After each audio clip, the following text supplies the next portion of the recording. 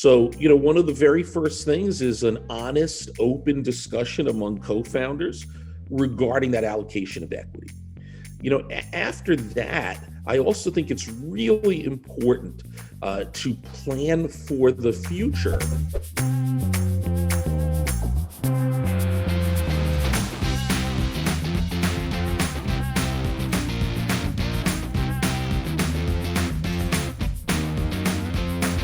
I'm Alex Symos, the VP of our Go-to-Market Center of Excellence here at Edison Partners.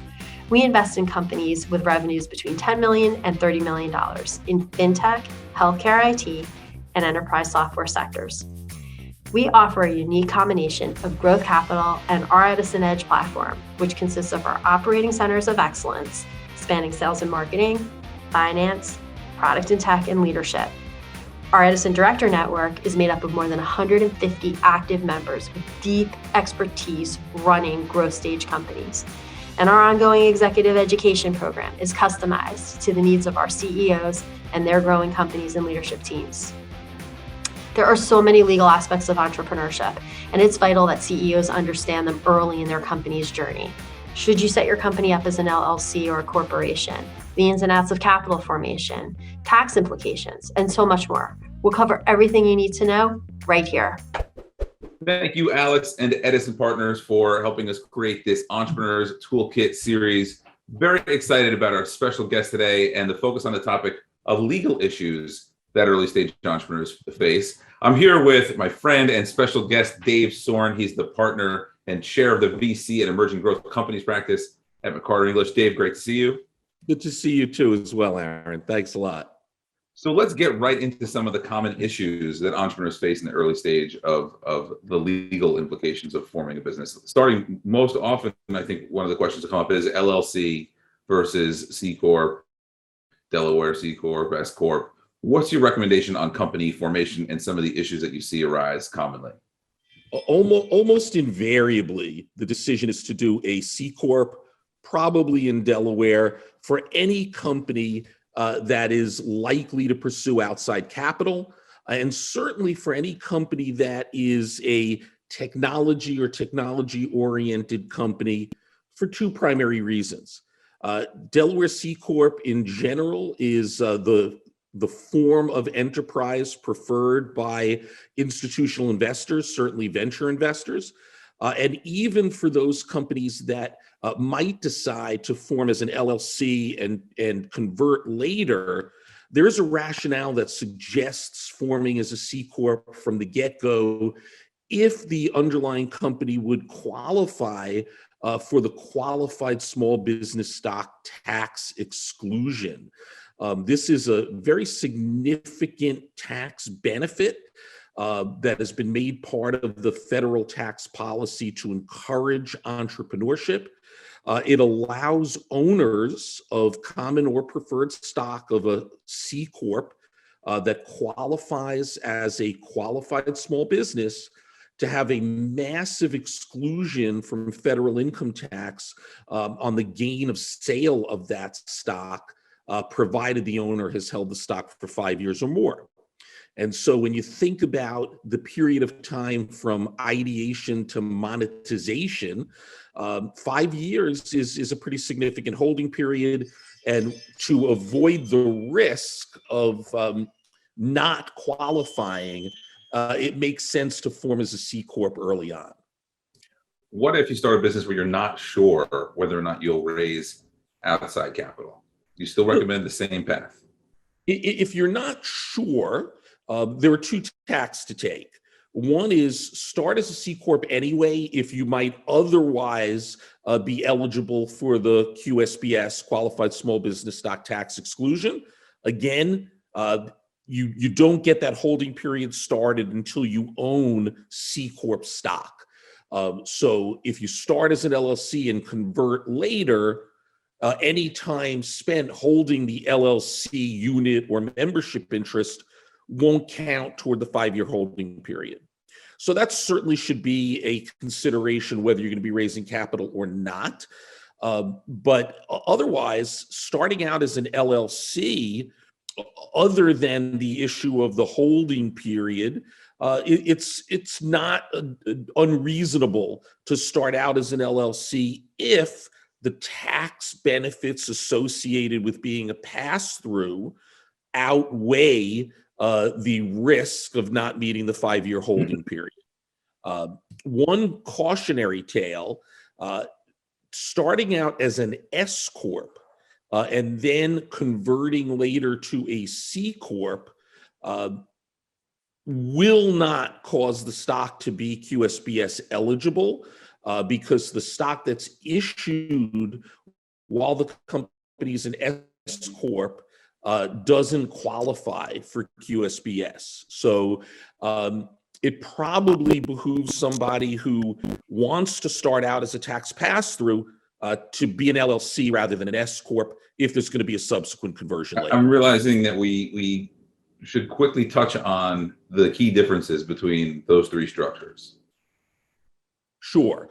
So the benefit of all three structures is that the owners have limited liability. They are not liable, generally speaking, for the obligations of the business. So when an entrepreneur founds a business, this gives them an opportunity to protect their personal assets from the obligations of the business. Now, there are requirements associated with that I don't think we have to go through here, but suffice it to say it's important to recognize the differentiation between the individual and the business. And there are some obligations of a business that a founder or original owner can be held liable for despite that separateness associated with LLCs, S Corps, and C Corps. The other big issue is LLCs and S Corps are what we call tax pass-through entities. The entities are not taxable persons in their own right. Whatever items of income and loss there are will flow through the enterprise to the owners, who will then have those items of income or loss on their personal tax returns. By contrast, a C Corp is a separate taxable entity. And so if it has income, it will be taxable at the corporate rates. If it has losses, those losses can be carried over for finite amounts of time into the future to offset future income. So very big difference. In the early times when most companies are operating at a loss, some owners believe that they will benefit, and some in fact do benefit from having those tax losses available to them personally to offset other forms of income. And that's when you are weighing whatever that benefit is against whatever the risk is of not meeting the 5-year holding period if your company is a qualified small business.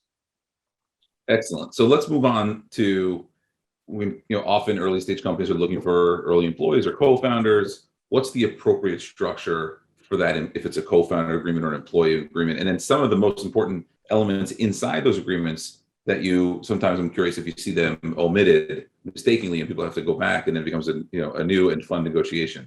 Indeed. Look, so I think the first issue is for co-founders themselves.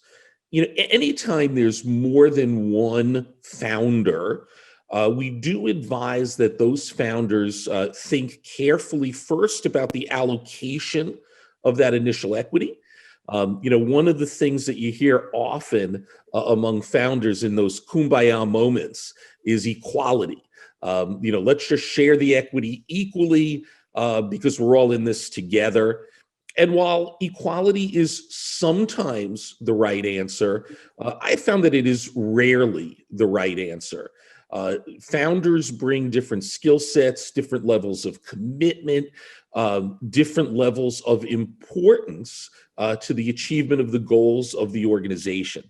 So, one of the very first things is an honest, open discussion among co-founders regarding that allocation of equity.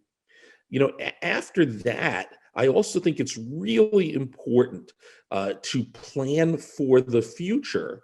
And in doing that, I think it's important to set vesting on that initial equity. when everyone gets started and everybody is thinking that they're putting the oars in the water and rowing in the same direction, co-owners don't often like to think about issues like, well, what if somebody leaves? What if somebody doesn't work out?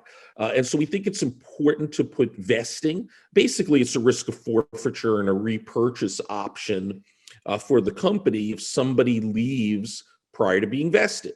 And that unvested portion, what happens to that?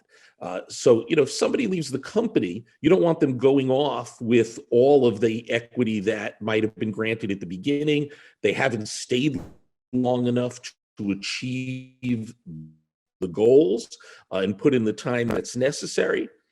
And you have to realize that you're going to have to replace that skill set of the departing co-founder. When you do that, that invariably involves another equity allocation.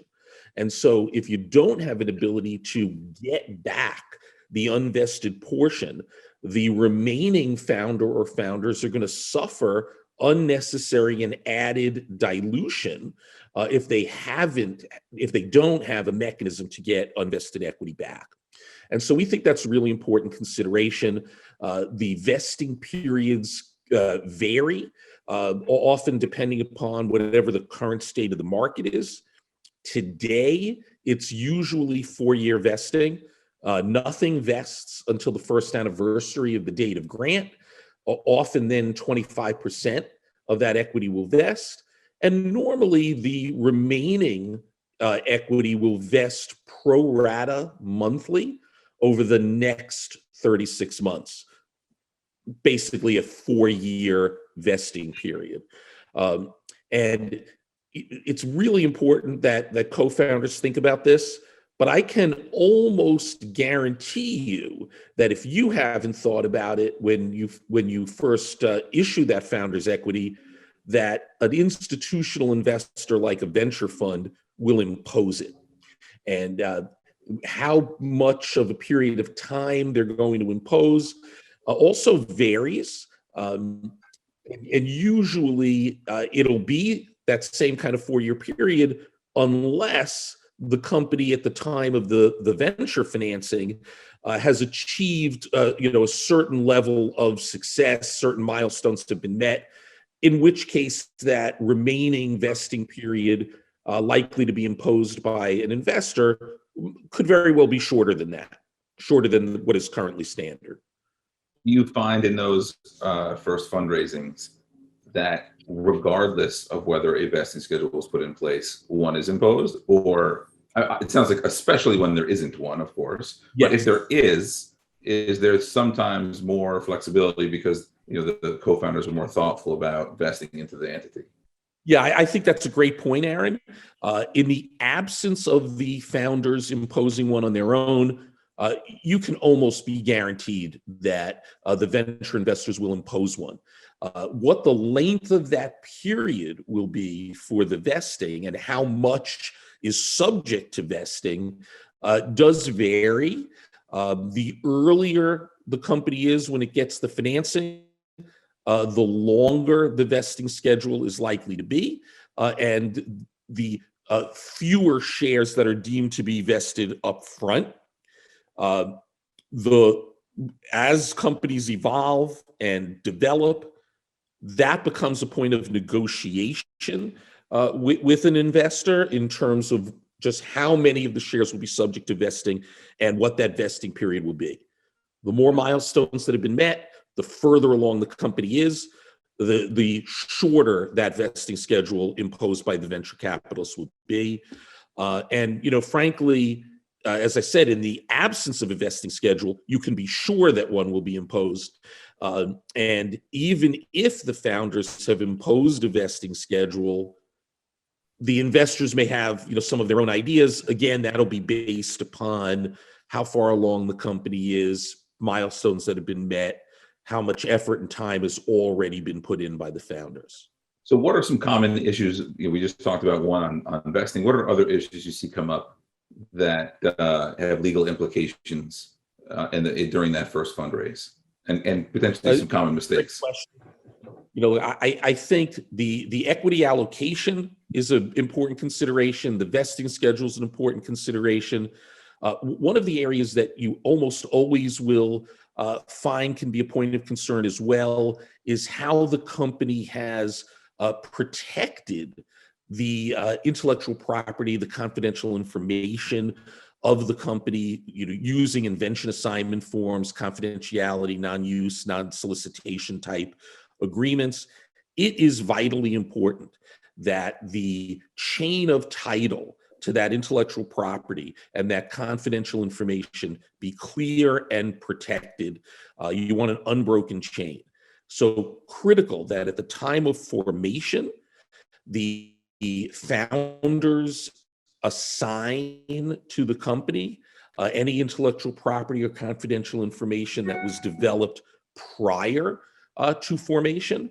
And as new people come in, when you onboard employees, and even when you engage independent consultants, you want to make sure that you have the right protective mechanisms in place, and be aware that the law is different as it relates to employees versus independent contractors or consultants.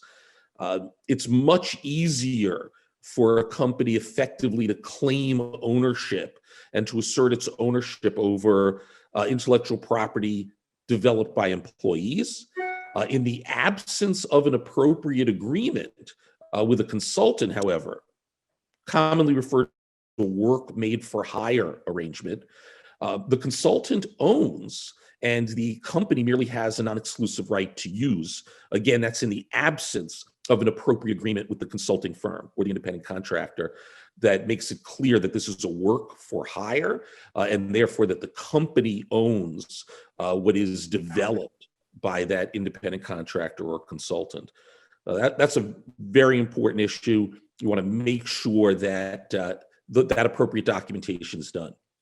One of the other things that is a point of concern is any time one of the stockholders, whether it's founders or subsequent employees who take pursuant to vesting, there's an important consideration, again, it's tax related, called a Section 83B election. In the absence of that election, there can be significant tax liability as vesting occurs, because under the federal tax rules, the owner of that equity isn't deemed to be the owner for tax purposes until the vesting or the repurchase option or the risk of forfeiture either is reached or lapses. But when you take stock pursuant to vesting, risk of forfeiture, or repurchase option, if you file a document called a Section 83B election, you don't that risk.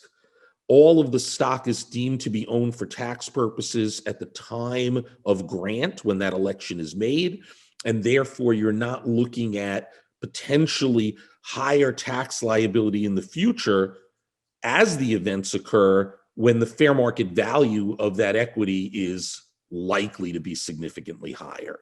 So 83B election, I think, is very important. Protection of intellectual property, employee and consultant invention assignments, and of course, vesting. In addition to that, as you're bringing folks in who you are providing equity incentives to, you want to protect against minority owners effectively being able to have a veto power over certain corporate actions. And so when you grant equity to employees, et cetera, you might consider having a right of first refusal to acquire the equity, putting limitations on transfer, and having something called a drag-along right, where if a majority of the common holders or a majority of the board or a majority of preferred holders, when you get into that round of financing, the minority holders agree to be dragged along if the majority votes in those cases approve and desire a sale of the company. I always thought that that phrasing, hopefully they're not dragged as much as walking, behind, pulled alongside. But regardless, obviously important legal implications there. Something Absolutely. that I also hear come up as we're running on time, but I've had entrepreneurs ask me frequently, would you consider signing an NDA before looking at a business plan or a pitch deck? And obviously, this is an audience thinking about venture capital. I'd love from your perspective, what do you advise folks about that? Most venture capitalists will not sign an NDA. They are in the business of seeing hundreds, if not thousands, of opportunities a year. They are in the business of making investments, and they don't want to have contractual obligations like an NDA that might put them in a position of inadvertently being accused of violating someone's rights simply because they looked at a pitch deck. And so I think it's incumbent upon most founders to KYI, know your investor, before you start sharing information, and understand that when you're sharing information with venture capitalists, the vast majority of whom are highly reputable and not in the business of stealing founders' ideas, you won't get an NDA, and you're better off not asking for one. I think even asking for an NDA from a venture capital fund demonstrates kind of a lack of knowledge of how venture investors meet companies, how they invest, et cetera. And so, know who you're dealing with. Know that you're dealing with respectable, highly reputable people, and don't expect an NDA. Last question, Dave. Most of these companies are software companies of some kind. Any terms and conditions, privacy policy updates, other legal ramifications that you think they should keep in mind that, again, early stage companies tend to ignore? Yeah, that's a great question. States' attorneys general are serious about companies having privacy policies on their websites. So privacy policy and T's and C's or terms and conditions are essential parts of the, effectively the starter kit of documents that companies need to protect themselves and to ensure that the customers with whom they are dealing know what the effectively the agreement is between the provider, the company, and the recipient. So NDAs, privacy policies and T's and C's, critical part of building your infrastructure. So it is important that be done. And as far as finding the right legal expert, there are plethora of options, certainly in the New Jersey region. There's the Upwork option, the LegalZoom option. I think I've used all of the options. I've been thrilled with your advice and other professional legal advice. But in the early stages, I have made some of the mistakes you've talked about. But I've needed to be scrappy and make the cash go a little further. I made some mistakes. What's your recommendation on the early stage companies? Is it okay to be a little scrappy and use your uncle or use online tools, or is it just a recipe for disaster? It's a great question. I would say beware, right? Scrappiness is important, but there are risks associated with that. Certainly some of the online programs are helpful, but they are not a substitute for legal advice. My advice is partner with the right people, whether it's legal, accounting, finance, et cetera, and the right people who understand the market have programs in place for those very early stage companies. We certainly do, as do many of the law firms that really participate in this part of the market. So I said earlier, KYI, right? Know your investor. Every founder, KYC, know your customer. Know your other partners as well. Don't work with dabblers, that uncle. Work with people who do this all the time. I think that's critical. There are a lot of very good sources of legal advice available. So step one is work with experts. Step two, I think, and this goes to your scrappiness question, go with experts who also provide some kind of compelling value proposition. And that's not just billing rates, obviously, or deferrals of legal fees until there's a financing.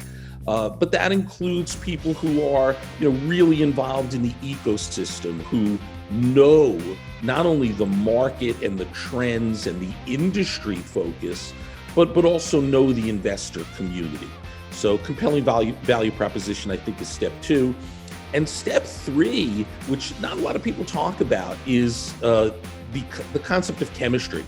You certainly don't have to work with, nor should you, your best friend, but make sure you're working with someone that you are comfortable asking questions. No question is naive, especially for first-time founders, and someone that is going to be pragmatic and responsive, and you're going to enjoy working with. So I think the best advice is, follow those three suggestions, and you'll end up with, I believe, a far more productive and valuable relationship. And documents are one thing.